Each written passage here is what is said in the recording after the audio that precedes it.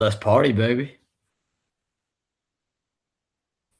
What's good with y'all boys, man? Back with another banger. Let's party, baby. It's time to rock. I hope everybody's as down to party as we are.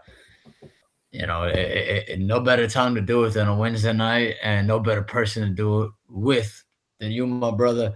Uh, I'm looking forward to this one. This is gonna be a blast. Feelings mutual, man. Yep.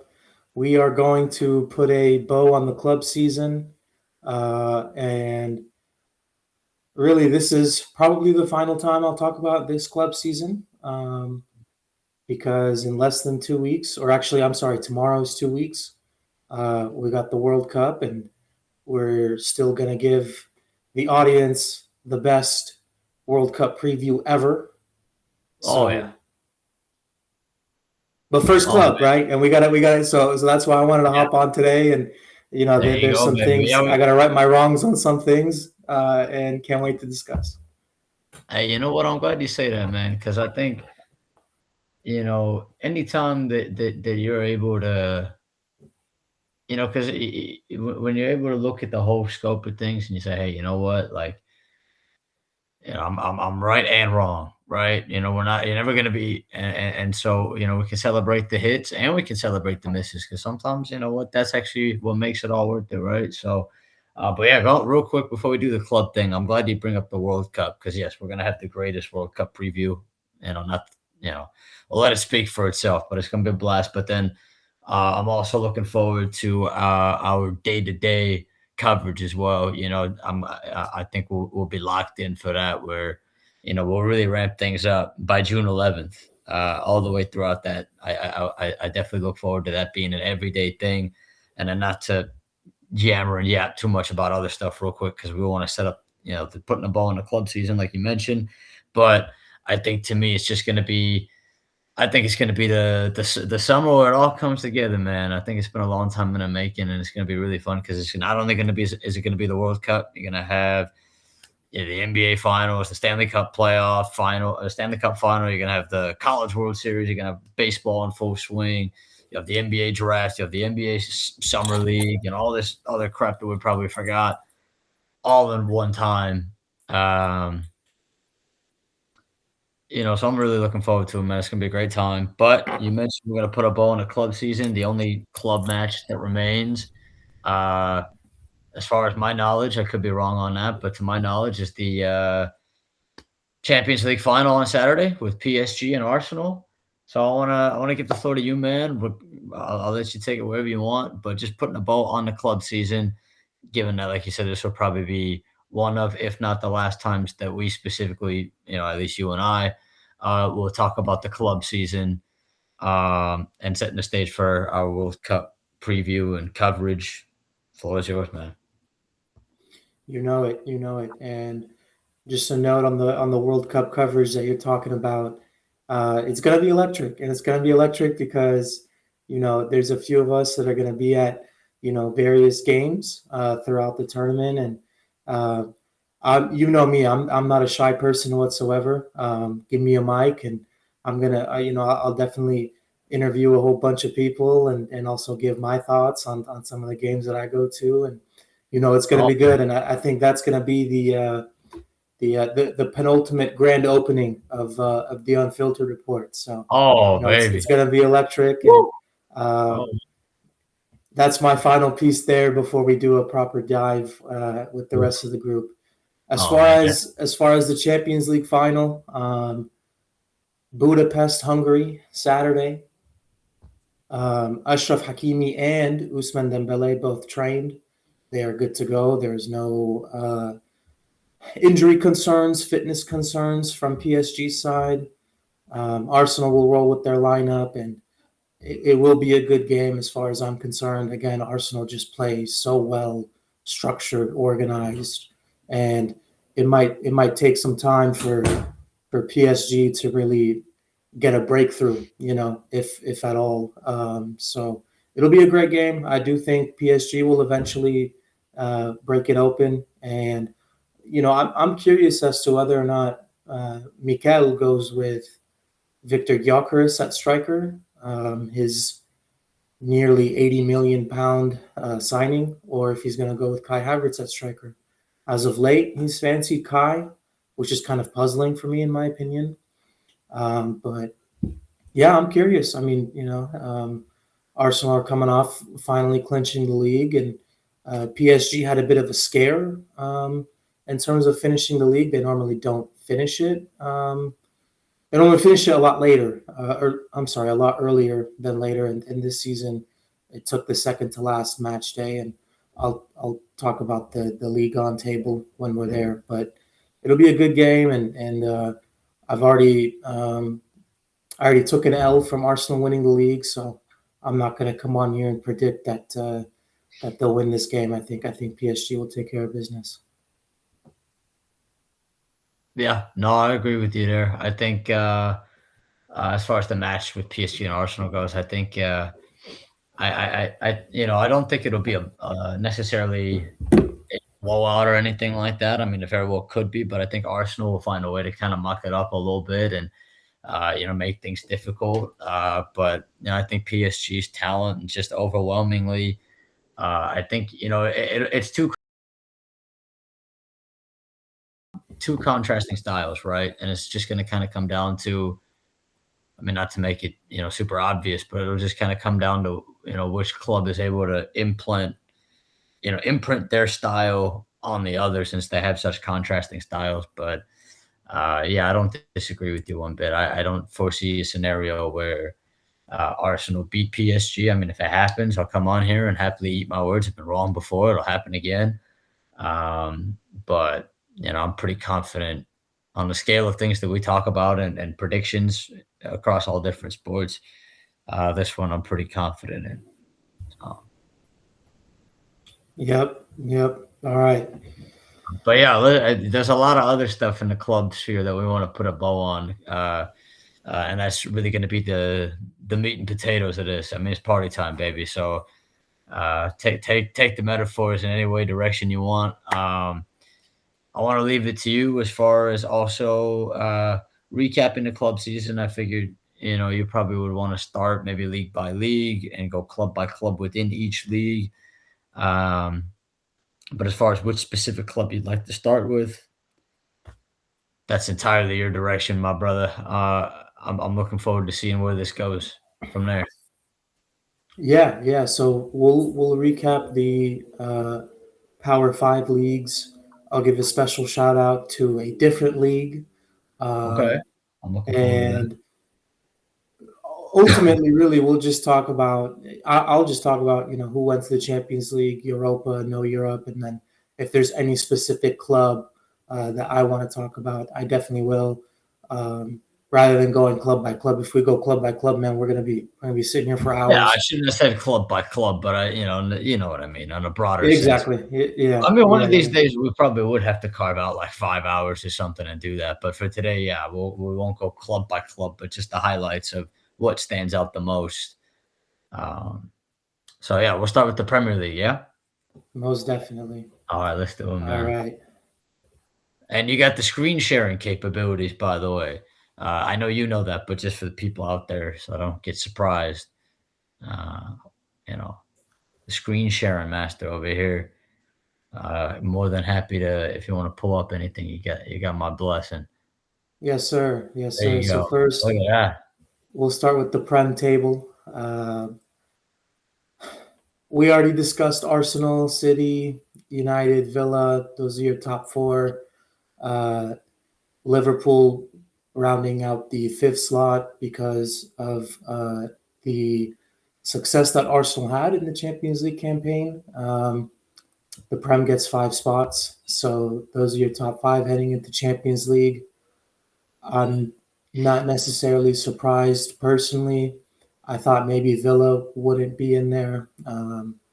They are. Credit to them. They also won Europa anyways, so I thought they would get their spot through Europa. But if they didn't win Europa, they would have done it this way as well. So um, big shout out to these two clubs making Europa, Oh man. yeah. Bournemouth and Sunderland.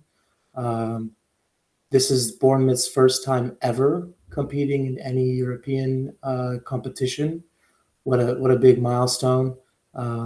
I just wonder what things are going to look like for them with Iraola moving on. They already sold Semenyo.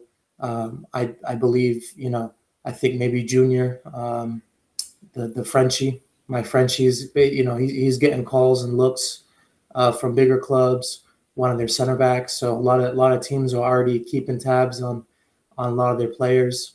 And remind you, they did sell Dean Huijsen also to Madrid in the summer. So, two of their big pieces already moved on. I'm curious if as to more will move on, but that's incredible. And then a newly promoted Sunderland making it to Europa.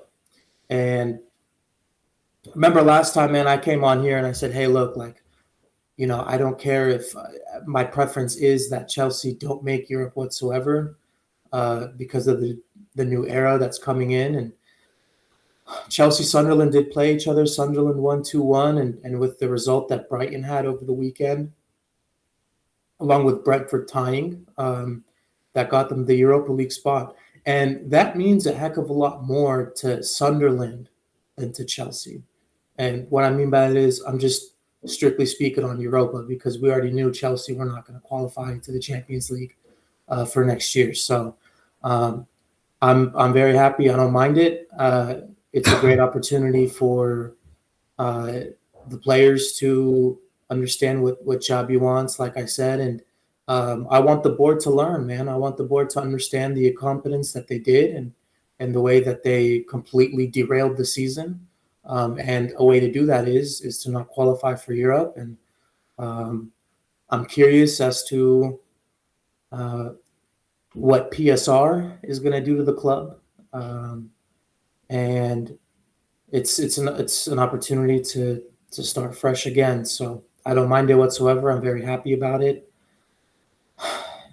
That's my recap there for the top spots. I do want to talk about, shout out Palace. They played 60 games this season for the first time ever, and they beat Rayo Vallecano today 1-0, and they are also going to be in Europa League. Interesting transition for them as well with Oliver Glasner, arguably the most successful manager that Crystal Palace has ever had. He's going, didn't agree with the club structure. Bro, think about this. Oliver Glasner has seen Michael Olise, Eberechi Eze, Mark Gahey all walk. And he's like, what the hell? What kind of players am I going to have? You know what I mean? And sure, I mean, they bring in Ismail Sarr, Strand Larson from Wolves. I get that, but he just, for an outspoken and ambitious guy like him, he made his name in Palace for winning 3 trophies: FA Cup, Community Shield against Liverpool, and then the Conference League today. So he did what he was supposed to do, and he's moving on. I'm curious to see what Palace do. And then finally, our relegated teams here: West Ham, Burnley, Wolves. We knew that Burnley and Wolves were going to be relegated a while ago. No surprises there, especially for Wolves, man. Remember last year, they barely hung on for dear life, and you just knew that they were going to get relegated. They didn't do anything to improve their squad, and it was just really inevitable in its whole. Burnley do the same song and dance of relegation, promotion. They don't make the right moves, I think, for them to stay in the Premier League for like a little bit longer than a season, and they're going back down. And then West Ham started off the season with Graham Potter, had a horrible start to the season. Nuno Santo did everything he could, and it just didn't happen. And now I want to take the floor a little bit to just say that I was wrong about Tottenham getting relegated. Shout out to Everton and Aston Villa, because both of them sold hard, especially Villa, playing their B team against Tottenham when they played each other. And Everton, I don't know if you saw bits and pieces of that game, bro. Everton had no threat whatsoever. Like they genuinely only generated a solid chance in stoppage time where Tyreek George cuts in on the right side, hits a curler, and Tottenham's keeper saves it. Does a hell of a save, frankly. But even with a draw, Tottenham would have gone through with goal difference. So I was wrong. I'll admit it. I wish I wasn't, but good on them. They survived. Um, and I do want to say this: when the full time whistle blew, dude, if somebody who knows nothing about the Prem and the table and everything were to see the full time whistle go and the scenes at their stadium after they won, the guy would have thought that they won the league. You know, all the kisses blowing in the air and the hugging and the embracing and the fans singing songs, and they played "Freed from Desire" in the arena, and and you're just sitting there and you're like, what the hell? This is how they're celebrating them barely surviving the Premier League. So I thought that was embarrassing. So you know what? I'll take a win where I can. And this was such an embarrassing season for this club. And I don't want to hear anymore that Tottenham is a quote unquote Big Six club. Why do I say that? This season they finished 17th. Last season they finished 17th. The only difference is there wasn't a relegation battle. So, I don't want to hear that nonsense anymore. This is they're not a quote unquote Big Six club anymore by any stretch of the means. They've lost that title. All right. Yeah. I mean, you know what? I think you said a lot of interesting things there. I'll let it speak for itself. I think that was a fun Premier League deep dive there. I would probably just say, and for Sunderland, definitely shout out. It's a club with a rich history and maybe obviously recently promoted, so maybe not as much of the recent success. So giving us their first season back in the Premier League, for them to make it to Europa League is a huge accomplishment for them. Bournemouth, obviously, even Brighton, that have been kind of, I always look at Brighton kind of like the Tampa Bay Rays a little bit. And then even Brentford too, in the top half of the table. All those clubs, definitely a lot of love for them. And, Newcastle, I mean, we'll talk about Anthony Gordon later. That was an interesting thing that happened today as well. 70 million to Barcelona, which we can transition to La Liga here in just a second for our guy Vince. You mentioned Oliver Glasner and Palace winning today, winning the Europa Conference League. I think all of that, and then I'm interested to see what happens with Tottenham with the Zerbi there now and back-to-back 17th place finishes. Do they keep hanging on for dear life, or do they find themselves revitalized a little bit? I guess time will tell. So you wanna move on to La Liga? Yeah. Before that, one quick note on De Zerbi. De Zerbi is a hothead. This is somebody who has clashed with Brighton. He's clashed at Marseille. He's clashed pretty much everywhere because he is somebody who wants always new signings. He wants he wants the glitz and the glamour. And I'm curious to see what Tottenham are going to do, because essentially, if you think about it, they threw Ange Postecoglou under the bus, even though he won Europa League, right? And they said, it's your fault. There's nothing wrong with our club structure. We just need to bring in a new coach. And they didn't. I mean, they made some desperate moves, right? Signing Xavi Simons. I feel for him that he tore his ACL, but they were going to get Eze, and then Arsenal kind of came in and embarrassed them, and he chose Arsenal over them, and that was a big slap in the face. And then they hit the panic button and paid 70M for Xavi Simons, and they have a lot of guys. They have 8 center backs. They got a lot of guys on their books. Bringing in Kolomwani on loan and stuff like that. Like, I'm curious if there's going to be some soul searching up top, because if not, it's going to be the same thing no matter who you bring in that coach. So that'll be intriguing for sure. And shout out Leeds, man. They hung on. They were the one of the other clubs that got promoted to hang on. So they did that. The Niners have a big ownership stake in Leeds. So as long as they stay in the Prem and Niners ownership pockets aren't hurting, that's a win for me. So. Alrighty. Well, let's go to La Liga, baby.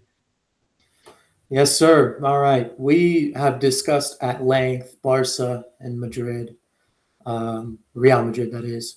But a note on Real Madrid.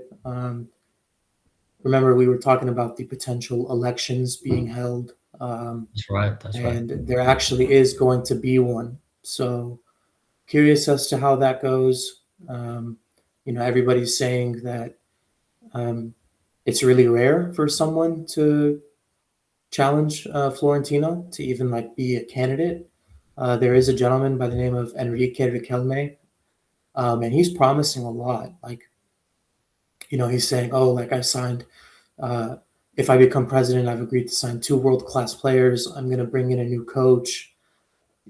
Firing Xabi Alonso was a mistake. I'm going to do this. I'm going to do that. So I'm curious as to how that goes. Because the announcement for Jose Mourinho has been put on hold as a result of these elections. So curious as to how that goes. Again, everybody is saying that Florentino will stay. And like we said, that's why he called an election 3 years in advance, basically, waving the middle finger to everybody and saying, if you want to kick me out, you can't, because this is my spot type of deal. So we'll see what happens there. I mean, this is the usual top 5, right, in La Liga. You could make a case that, Villarreal finishing 3rd over Atletico is, noteworthy, but honestly, not really. Cholo Simeone gave up on the league long ago. He knew that he was going to get a Champions League spot, so wasn't really much ado about nothing there. Betis, look at them. Champions League, huh? Good for them. Celta Vigo. Getafe is a club I haven't seen in the top half of the table in a while. Shout out Valencia. They've been in and out of that relegation battle for a while there. And beyond that, I mean, Manchester City's parent club, Girona, got relegated. That's really the only noteworthy thing there. It's surprising, for any club owned by, the Man City group to have a season like this is definitely noteworthy for sure. And I'm curious as to what they're going to do. I mean, they'll hit the reset button, and I'm sure they'll go right back up. But, I mean, look at this. Talk about a relegation battle here, dude. I mean, Sevilla from 43 down to Girona at 41. 13 and 19th could have been relegated. That's crazy that they got relegated too, because it was just almost a year or 2 ago they were in the Champions League. 2 years ago. Yeah, 2 years ago. And of course, to show you how quickly things can change in the global game of football, right? I mean, right. So definitely something I would love to talk about more too is promotion, relegation as it pertains to because there's a lot of talk about that, with the NBA draft, for example, and things like that, so. But yeah, I think you made a lot of really interesting highlights there with La Liga, man. Any last thoughts there? Any maybe maybe players or managers that stood out, or things you're kind of forecasting, maybe even looking towards the summer, after the World Cup.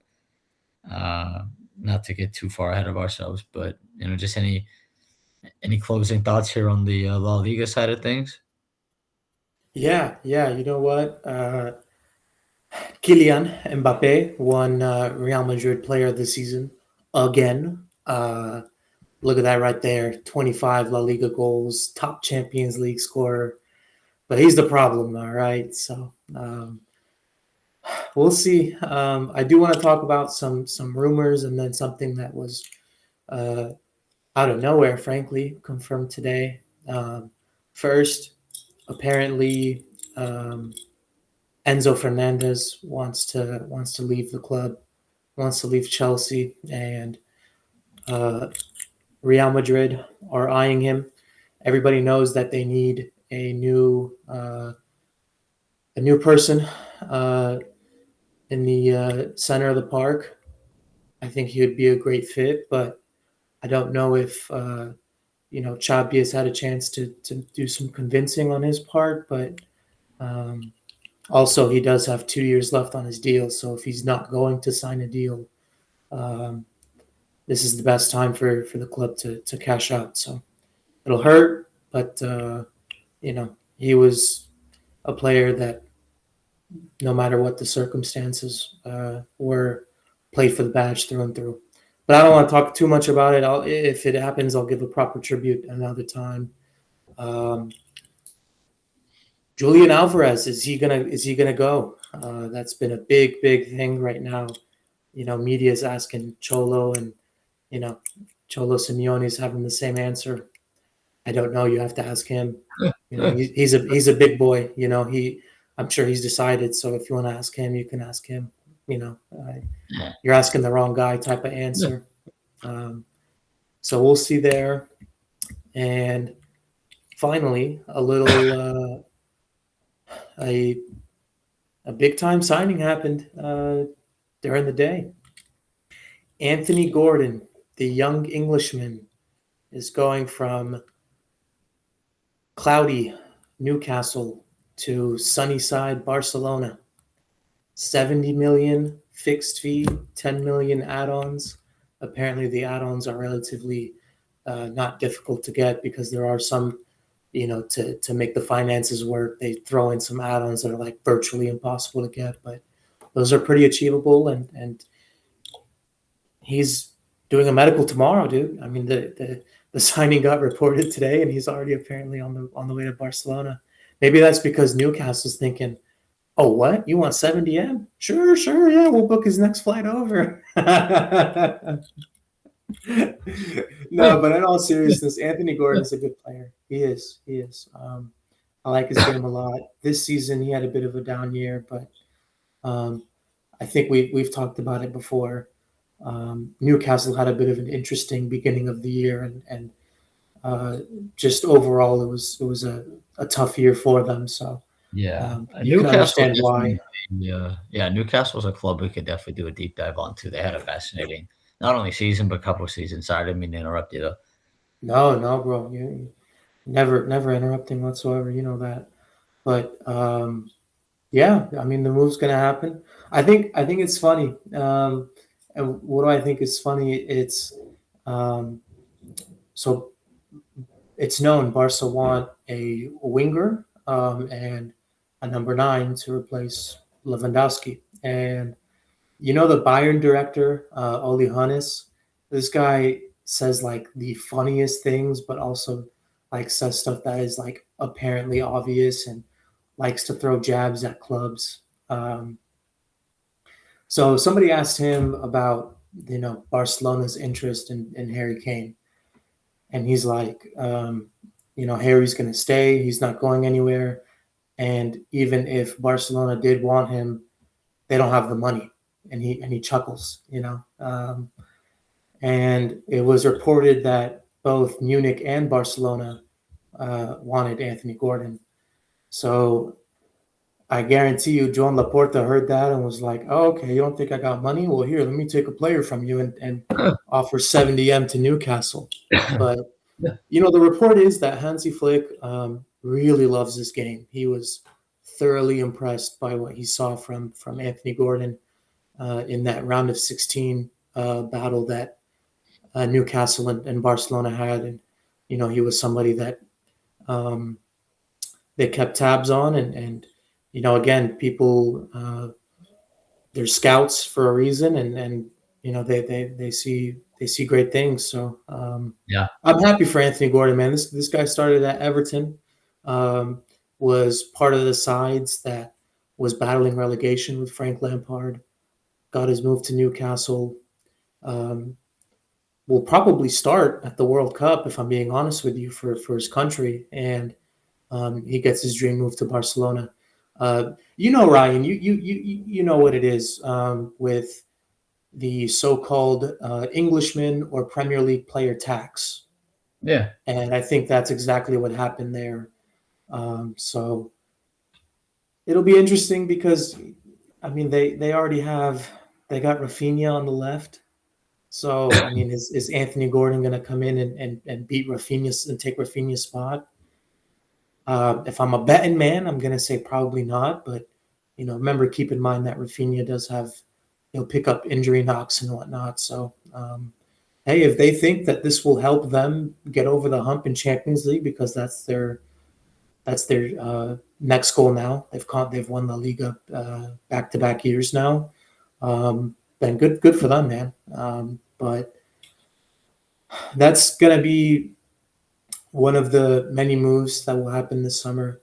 You're gonna see a bit of a flurry of moves happen right before the World Cup, and then things will slow down. And then after the World Cup ends and players return back to camp and whatnot, you'll hear more of it. So we're going to see a lot of moves happen, closer to like the deadline day and whatnot, for sure. Yeah, we'll have those conversations for sure as they happen. But yeah, I definitely think the Anthony Gordon signing. I think I have a feeling Barcelona can kind of tap into what's in there and really unlock his game. And it could be a beneficial partnership. I think it is fascinating that you bring up the Bayern Munich piece of it, because I think that's the perfect opportunity to transition to the Bundesliga. Yes, sir. Yes, sir. Well, Bundesliga.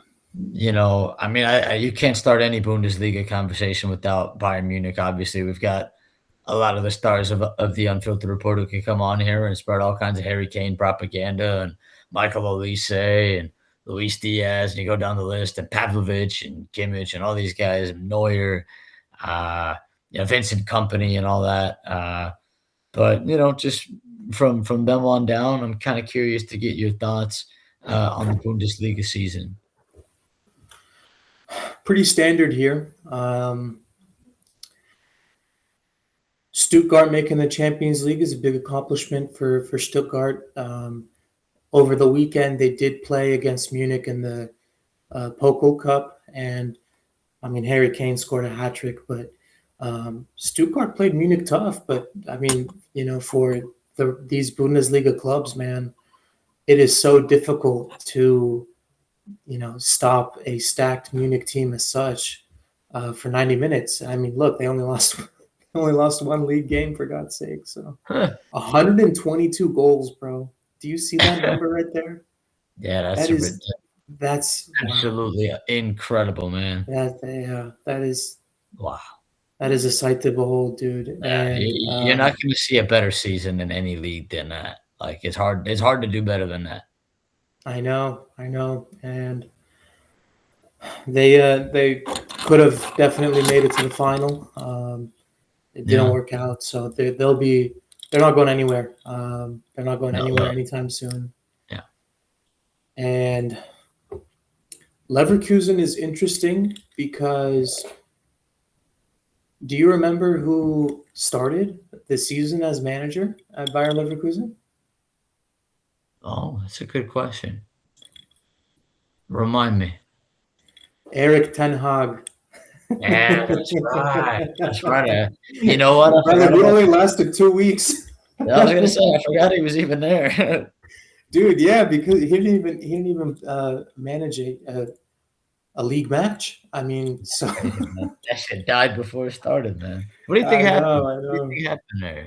Any I think the Leverkusen hierarchy just straight up realized how they're like, bad damn, of a mistake. Yeah, we fucked up. Yeah. We gotta cut ties. And they just tore the Band-Aid off and just admitted, admitted it. You gotta imagine how bad it was to get fired before you even get a match.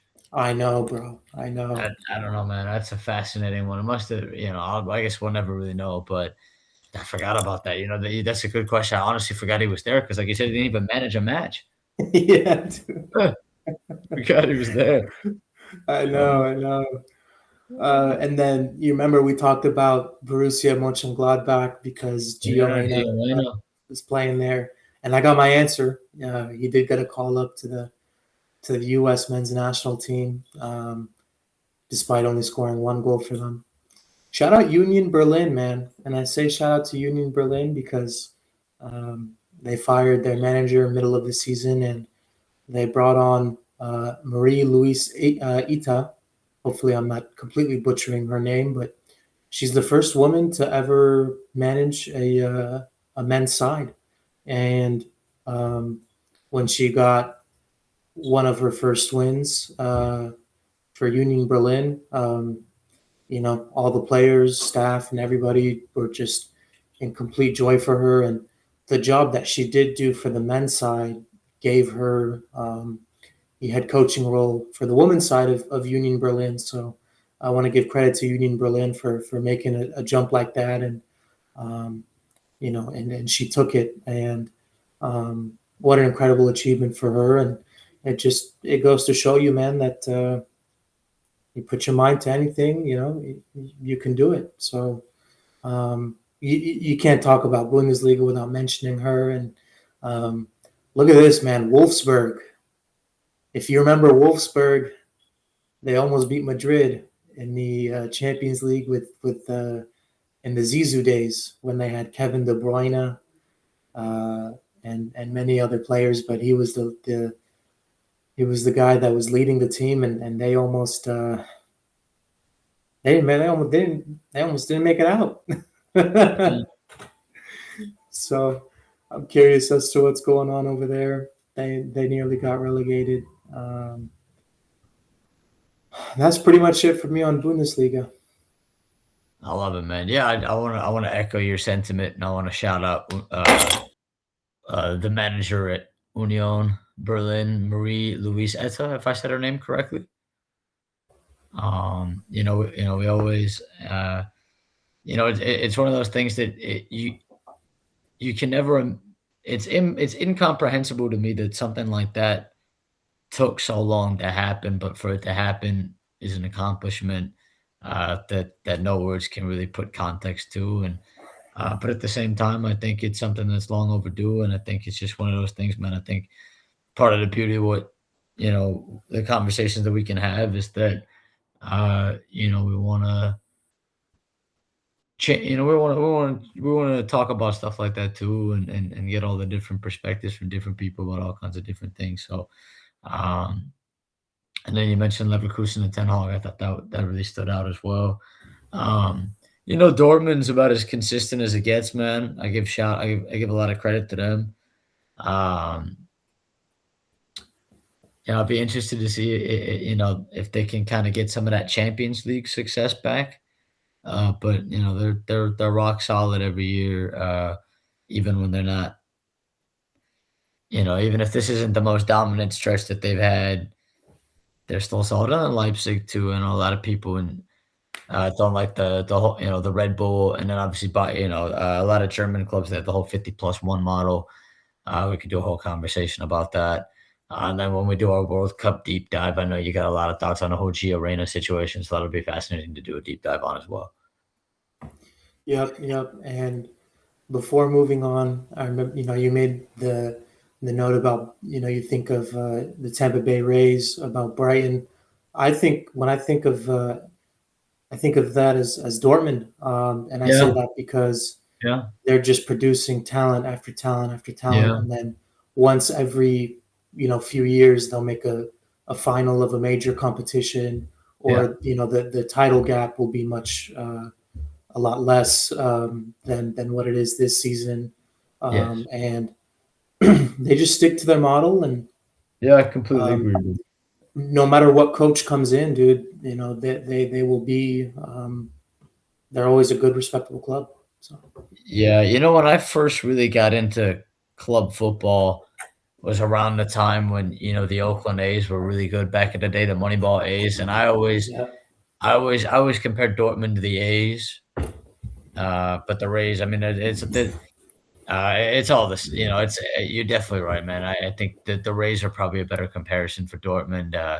Yeah, they like you said, they stick to their formula.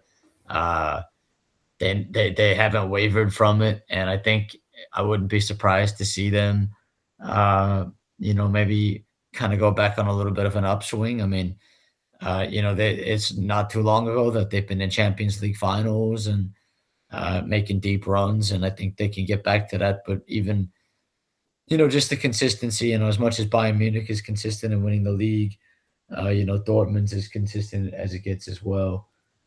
So a lot of credit goes to them as a club, and they've produced a lot of really great players over the years, Yep. and they're continuing to Yep. do so. Yeah. Yeah. Exactly. All right. On to Ligue 1. All right, Um, cool, baby. we we touched on this a little bit um, on the recording with Vince. I was talking about how Lens really made they pushed PSG to the brink this season for the title, and it'll be fascinating to see them in Champions League. Um, not really a whole lot to say here. I mean, maybe you can talk about Paris FC. It was their first time back in Ligue 1 in forever, and they're staying. So good on them. Monaco had a bit of a down year, with respect to their standards. Um, Rennes is also one of the French clubs, is the French club actually that produce many amazing talent, and then European clubs or other clubs come and poach their guys. Most recently, it's Jacquet, the center back, who's going to Liverpool. Jacquet did get hurt, so wishing a speedy recovery. But when it's Chelsea, Liverpool, I hope Cole Palmer and Joao Pedro embarrass him out there. But just your usual here. Lille making it back, good on them. Endrick had a great year at Lyon, and apparently Madrid are already calling him back. And you just feel for a guy like Endrick, because where the heck is he going to play? I mean, when you have Kylian up top as your striker, and then you got Vinny, also somebody who plays up top. I mean, how are you going to fit him? Where is he going to integrate? But hey, he's back. I mean, we'll see. Maybe he can have a bit of an impact as a sub in league games, and then also can play some of those Copa del Rey games where the big dogs need a rest. But Strasbourg, Blue Co, my club. There you Um, go, baby. Chelsea did sign the Argentine midfielder Barco from there, and he looks good. But I mean, I know that Strasbourg fans absolutely hate ownership, because um, we literally take their guys, and it's a feeder club, and they know that Blue Co's main focus is Chelsea, of course. And I mean, if you think about it, we came in and kind of messed up their season, taking away Big Liam. Yeah, go, He's man. yeah, he's long gone. Wow. And then they Yeah, brought in Gary O'Neill. gone but He not was forgotten, huh? Yeah, yeah. yeah. Wow. So Gary O'Neill was the former Wolves coach, if you remember him. Right, that's right, Um, Gary O'Neill. Yeah, that's right. Almost took them down to relegation two He was years at ago. Bournemouth too, no? Yeah, That's yeah. right. So Yeah, they just plucked him in there, and yeah. We didn't um, even mention Graham Potters with Sweden for the World Cup preview too. I mean, oh, I know. there's been a lot of moving pieces. But yeah, like you said, I think, The French league's always been very, very interesting to me. Ligue 1, as you said. I don't know if I said that right or not. I hope I did. Um, obviously PSG winning the league, but yeah, you mentioned Lens, you mentioned Rennes. I love to give a shout out to them. Like you said, they've also they're probably even one of the more underrated clubs in that aspect. Like you said, on a global scale, they produce a lot of talent. If they've made it to Europe again, that's a fun atmosphere. The French league always has great atmospheres. Marseille looks. I mean, I would love to go to a match there, man. With just it's like a light show in there, man. The way they're setting off flares and everything. Yeah, It's a cauldron of noise, and Lyon and Lille, Monaco. These are all tough places to play, even if maybe they haven't had as much success and on a Champions League level in recent years. I mean, they're still consistently in Europe. They're tough places to play. The atmospheres are really great all the time. Um, but yeah, I think it's always been a fascinating league. And then you mentioned Strasbourg and Blueco. Um, Nice barely survived relegation. I know. Yeah, yeah, yeah. Not barely, but they were as close as it was going to get. And that's an interesting development as well, because they've had some pretty good seasons in their club's history. Hmm. Um, Shout out Brest, yeah, finishing 12th. shout out Brest, baby. Can always shout out Brest. Yep, yep. So any concluding thoughts on Lyon? Leon? No, sir. No, sir. All right. So now that takes us to Syria. Yeah, yeah, And I know this is something that you've been really looking forward to getting into, especially. yeah, yeah. Remember last time we talked about Cuomo potentially making it to the Champions League and um, wanting to see how things would fold out in the last match day. And well, here you have it. Cuomo got it done. Roma got it done. Roma's first Champions League appearance in 7 years. Wow. Shout out Gasparini from Atalanta. He came in his first season and brings the club back into Champions League. The big reason why I wanted to talk about Serie A uh, is a whole lot of manager changes, and let's start off. I already talked about Napoli. Um, let's start off with Milan. So AC Milan, all they need to do is win, and they're in. And what happens? They lost. They lost to a Cagliari side that had nothing to play for, and they lose out on Champions League, and they're in the Europa League. And this is a season, mind you, where they did not play in the Champions League this year, and their goal was to get back in. And all they needed to do was to beat a poor Cagliari side, and they didn't. So what happens the next day? CEO fired, sporting director fired, Max Allegri, head coach, fired, head of scouting department fired, all in the same day. And their ownership group just came right out and said, "Hey, what happened this season was unacceptable. We had a clear expectation of where we wanted to be, and it wasn't met. And we're just going to completely clean house." And that's exactly what they did. So Zlatan is staying with the club as an advisor, and I just read reports that he is trying to bring on Xavi Hernandez as their coach. We'll see how it goes, but I mean, my original thought process is you probably want to hire a CEO first, and then he can pick the sporting director and then you two together in as a collaboration pick your head coach.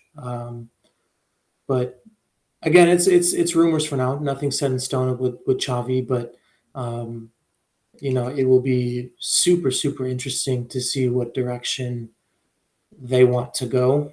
Um, this is a club that is, I mean, it's AC Milan, baby, and Inter has thoroughly dominated AC Milan for the past few years, and they need to do some soul searching for sure if they want to uh, be competing for the title alongside their uh, one of their rivals. So that was a big change.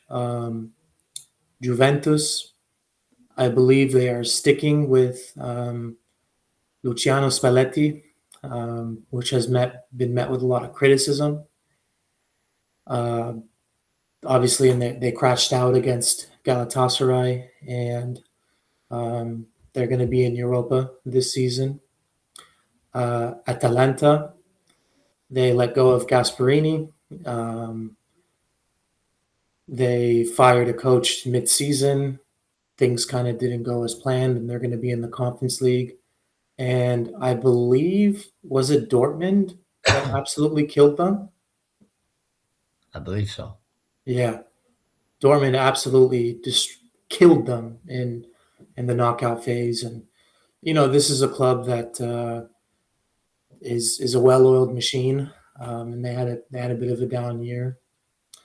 Um, some other managerial changes. Maurizio Sarri is actually going to coach Atalanta. This is probably his seventh Serie A job. Um, Gennaro Gattuso is going to coach Lazio. This is also his eighth different Serie A job. Florentina hired a new coach. So I just listed you 1, 2, 3, 4, 5 clubs in the Italian league that are going to have a new coach next season. And I know how you feel about recycled managers, and so take it away with Maurizio Sarri going to Atalanta and Gennaro Gattuso, who frankly I thought wasn't going to coach for a while just because of what transpired with him and the Italian national team not being able to beat a Bosnia side. But he's with Lazio, so. Yeah, man, I appreciate, I definitely think, you and I always talk about it all the time, whether it's on the record or off the record, regardless of the sport, like the musical chairs of it, right? Where, I know hockey, and even NBA, NFL, college sports, even, there's a lot of retreads, obviously, right? Like, once you're in the club, you're in the club. Like, not in the club sense, but like, foot in the door, metaphorical sense. Like once you're in the corporate sphere, if you once you have your foot in the door, I mean, it's hard to really get your foot out the door unless you really piss people off or you just don't have any track record of success. But Serie A's always fascinated me for as long as I've been into the sport. There's a lot of history with a lot of these clubs, and they're big name clubs, and I mean, you go down the list. There's a lot of tradition there. There's a lot of passion across the Italian league, and it always tends to be. I feel like one of the more competitive and fluid leagues in terms of where a lot of teams finish within the standings. I mean, you mentioned Inter. They've had a really good stretch in recent years, and they've kind of maybe separated themselves from the pack a little bit. But you mentioned Roma. It's good to have them back. Napoli is a club that's had a lot of success over the years. Atalanta, Juventus got a rich history. You mentioned Milan, obviously. I mean, come on, it's AC Milan, baby. You said it yourself. Yeah, even Florentina have been in European finals in recent years. Um, Lazio and Roma is always one of the best derbies in the world. I mean, you go up and down the Italian league, and then Como. Obviously, we talked about them. It's a big accomplishment for them to make it to the Champions League, and we kind of talked about Bournemouth a little bit, for example. Like, it's going to be really fascinating to see a side like Como do, but Yeah, just going back to the managerial aspect of it. I'll never really understand why. I mean, we kind of talked about it even with Union Berlin. I'll never understand why we deny ourselves the opportunity of having new voices and fresh perspectives and the best talent. Not to say that these guys aren't great at what they do, but I look at someone even. I mean, fuck it, I'm gonna spread some Malik propaganda, man. Like he's someone like yourself, man. You could be managing one of these clubs one day. You should be. And I want to start. I want to, like instead of hiring Gennaro Gattuso, for the fucking eighth time or Maurizio Sarri, like what these. Let's get some new blood in there, baby. Like some new ideas, some fresh perspectives. I mean, like you said earlier, man. Let's get you a fucking mic and let's get you going, man.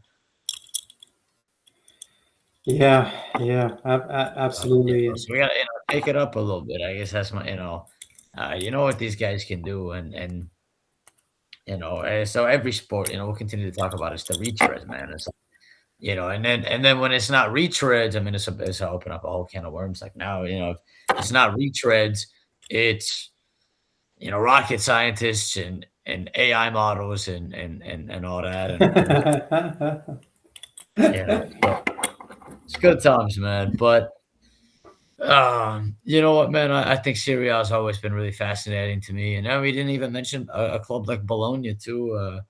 You know, that they got really nice kits, man. That there's a lot of quality sides in Serie A. I think the league definitely. It would be nice to see some of these clubs have more European football success, but they're all in recent times, I should say, because they do all have such rich histories, and it hasn't been that long ago that they were all at the top of the sport, not just in Italy, but across the sport globally. Yeah, I mean, Italy, the Italian FA, and um, need to do just a whole lot of soul searching to miss 3 straight World Cups. At least you did have Inter go to back-to-back Champions League finals, but no one's going to really remember that because they lost both, and especially in the fashion in which Inter lost to PSG, it drove. I'm blanking on his name. Simone Inzaghi. It drove him out. He just didn't want to do anymore. And for them to come back and win the league is an accomplishment, but also they, let's not forget, man. Inter lost to Young Boys, right? The best club in Italy lost in the knockout phase to Young Boys. So a lot needs to happen there. They need to reevaluate everything. They prematurely scheduled friendlies in hopes of a preparation for a World Cup. Those friendlies are still happening, and the only senior player called up from the player pool that was fighting to qualify for the World Cup was Gigi Donnarumma. So they're going to restart a whole cycle, and I think they're going to. I mean, they don't have a choice. Do they have to reevaluate everything? I do believe a lot of people also in the Italian FA, similar to Milan, in their case, they didn't get fired; they just left because of how embarrassing it was for the Italian FA to not qualify in the World Cup. So, yeah, across the board, a lot of soul searching needs to be done for sure. And I want to give a shout out to Daniel Malin. If you remember, he was at Dortmund and he lit it up. And he made the move to Aston Villa. It didn't really go as planned. His style of play isn't really suitable for the Prem. Roma take him on loan, and he bags 14 goals this season, and is a big reason why Roma qualify for the Champions League after such a long spell. So, Yeah, he'll be a part of our World Cup preview as well. Danielle, yeah, yeah, Yeah. that's right. So you said you wanted to shout out another league. I'm curious which league this is. Yeah, man. It's the Saudi league. I'm not, for for my Ronaldo lovers, he Yeah. finally gets it done. He wins the Saudi Pro League. They brought in Joao Felix, and he lit it up in Saudi. And as a matter of fact, Joao Felix did win the Saudi Player of the Year, and they brought in a head coach by the name of Jorge Jesus. He came in, won the league, and he resigned. And he said, "I did everything I needed to do. I helped Cristiano win a title." Yeah. So he just dipped. But yeah, Ronaldo finally won a title in the Saudi Pro League. So I had to Hey, go there, and I don't want any Ronaldo lovers to not say in the comments, "How dare you not talk about Cristiano?" So yeah, I had to do it. I love it, man. Well, hopefully, I would love to get, I would definitely love to talk more about all of these different leagues, like the Saudi League, the other European leagues we haven't mentioned, even, like the Turkish Super League or the Greek League, and fucking, all these different countries, and then even, South America, MLS, even some USL action, down at the Champ at the Great Park, all these different leagues, man. It would definitely love to continue to expand our conversations about all these different leagues moving forward. We'll have to get some, I think, the comments will probably start coming once we start getting you doing live interviews when we hook you up with one of those mics. Yeah, I yeah, think that's when the comments will start flooding at that point. I'll be pretty confident in that. Like you said, it'll be the coming out party. yep, absolutely. And if we're going to be talking about the Turkish league and Brazilian league and Argentinian league, uh, your boy's going to have to do a lot more research and studying, because Yeah, I, yeah. I No, I'm just not know saying the. for now. I'm saying, down Oh the no, line. I know. I just know the bare Yeah, I think bones for something, now. like I look at it where something like maybe, ride the momentum of the World Cup and then see how it leads into the upcoming season is kind of, I can't do that now, but hopefully by the time that the next club season rolls around, I know you'll be up to the task, and I'll do my part to try to be there as well, so we can kind of, give love to all the different leagues out there. The fucking, even, the Scottish Premier League and Yeah, Rangers. Rangers, Celtic, and Yeah, like clubs like River Plate, like, all right. these other, you mentioned Brazilian League, all these different, we could go down the list.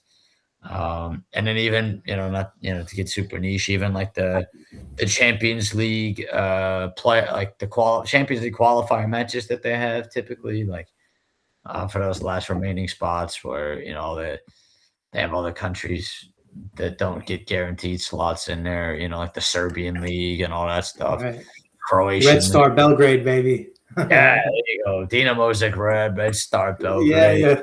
That's a place You, I would love to watch a match. Are you kidding me? yeah, man. Speaking of, maybe this is why you mentioned Zagreb. It's because Tuchel's last game in charge at Chelsea was a loss to Zagreb, and And that's a tough place to play. Even when they've got like 90% of the stadium under construction, that 10% fucking rocking, man. dude, I still have this video saved on YouTube to this day. Tuchel's last presser. He goes, "I'm embarrassed. I'm embarrassed for myself. I'm embarrassed for the team. This is a huge underperformance from all of us. It's not good enough. It's not clinical enough on the ball. It's not determined enough.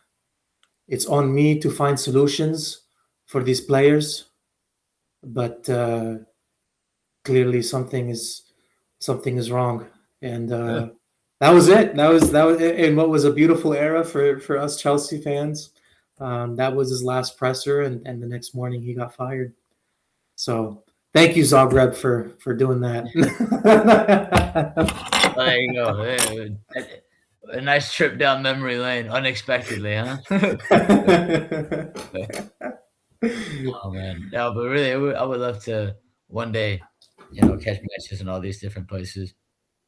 The Galatasaray match, Fenerbahce, Besiktas, these types of Uh-huh. places. I Uh-huh. remember I think it was like probably 10 years ago. I remember there was this video, you mentioned YouTube.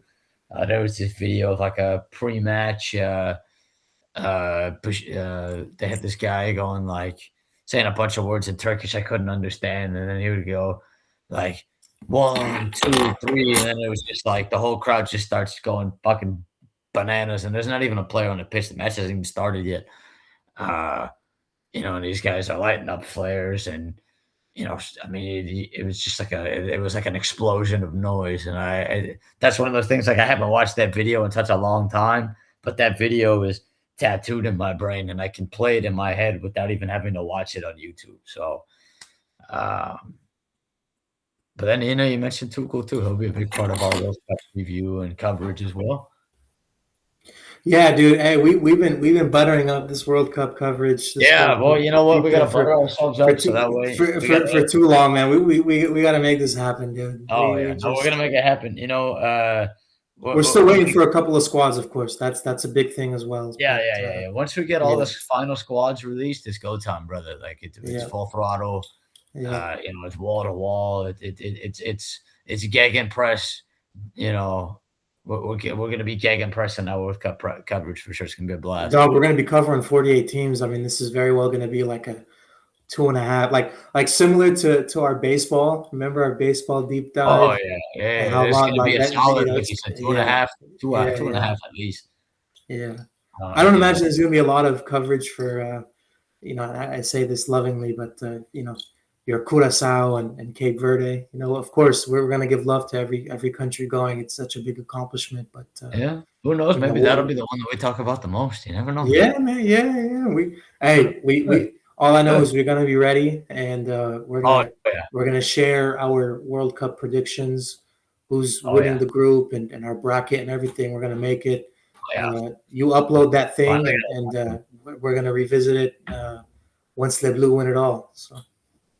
Oh, baby. I'm looking forward to it, man. Any concluding thoughts before we wrap this up and put a bow on it? No, man, I'm just excited that this season of hell for Chelsea is over. Can't wait for the World Cup. Can't wait for the Champions League final to be done with as well, and it could completely turn the page. And like I said, man, this is going to be the last time I speak of the club season. The next time we hop on here to talk soccer, it's going to be for the World Cup or for come August when there's when we do a preview. So onward and upward, and can't wait for the coverage of the greatest sporting event that there is. Oh yeah. Well, like you said, we buttered it up, and it's time to party, man. It's time to deliver the feast and enjoy.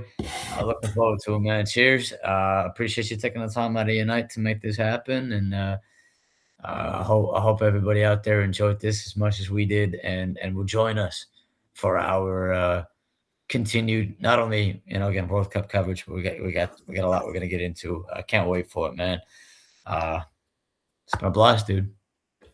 Always, always. Thank you, everybody. Much love. Take care.